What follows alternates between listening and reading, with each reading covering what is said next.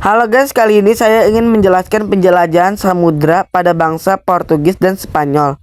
Bangsa Portugis pada abad ke-15 hingga ke-17 adalah periode yang sangat penting untuk mengubah peta dunia dan memulai era kolonialisme. Bangsa Portugis bertindak sebagai pelopor utama dalam eksplorasi penjelajahan samudra ini. 1. Latar belakang Portugis, pendorong motivasi 3G. Bangsa Eropa, khususnya Portugis, melakukan penjelajahan didorong oleh faktor-faktor tersebut, yaitu ekonomi, politik, dan agama yang dikenal sebutan 3G. Sebutan 3G adalah gold, glory, dan gospel.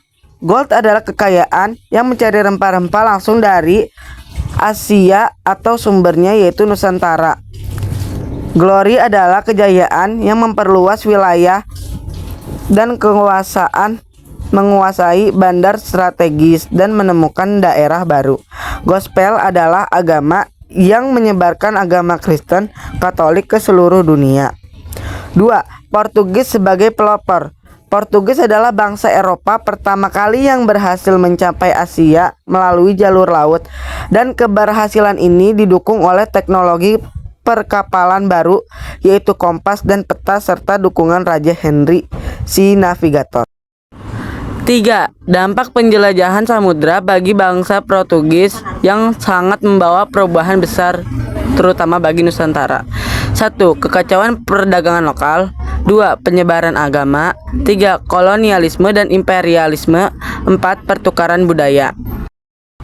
Dan yang terakhir adalah tujuan utama Portugis ke Indonesia adalah Portugis datang ke Nusantara, yaitu khususnya Maluku, untuk monopoli perdagangan rempah-rempah seperti cengkeh dan pala, serta mendirikan benteng-benteng pertahanan. Dan itu saja dari pembahasan bangsa Portugis. Mari kita lanjut ke pembahasan bangsa Spanyol. Dan ini lanjut ke pembahasan Spanyol. Bangsa Spanyol datang ke Nusantara pada abad ke-16. Terutama dia untuk mencari rempah-rempah yang memperluas wilayah kolonialnya. Dan salah satu tokoh terkenal dalam penjelajahan Spanyol di Nusantara ini adalah Ferdinand Magellan, yang memimpin ekspedisi keliling dunia dan tiba di Filipina, bagian dari Nusantara pada masa 1521. Namun, Spanyol lebih fokus pada Filipina dan tidak memiliki pengaruh besar di Indonesia modern saat ini.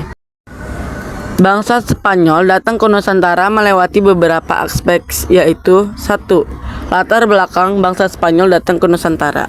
Mencari rempah-rempah. Spanyol ingin mendapatkan akses langsung ke sumber rempah-rempah yang berharga seperti cengkeh dan pala yang berada di Maluku. Perluasan wilayah kolonialnya. Spanyol ingin memperluas wilayah kekuasaannya di Asia setelah penemuan Amerika. Penyebaran agama Katolik. Spanyol juga berniat menyebarkan agama Katolik ke wilayah-wilayah yang dia kunjungi. Namun pengaruh Spanyol di Nusantara, khususnya Indonesia modern saat ini, tidak terbesar pengaruh Portugis atau Belanda. Spanyol lebih fokus pada Filipina. 2. Dampak penjelajahan Spanyol di Nusantara, yaitu relatif kecil karena fokus mereka lebih pada Filipina.